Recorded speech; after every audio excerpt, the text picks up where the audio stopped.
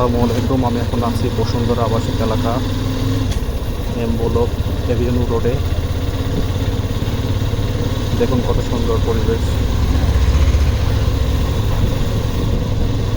কোলাহল মুক্ত জায়গা, কতটা নিরিবিলি। রাস্তার পাশে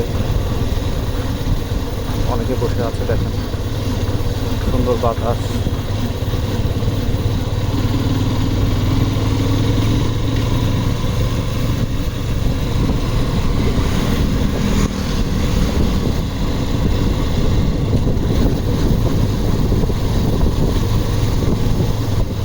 যদি নিরিবিলিভাবে একটু সময় কাটাতে চান, এখানে চলে আসুন প্রিয়জনকে সাথে নিয়ে।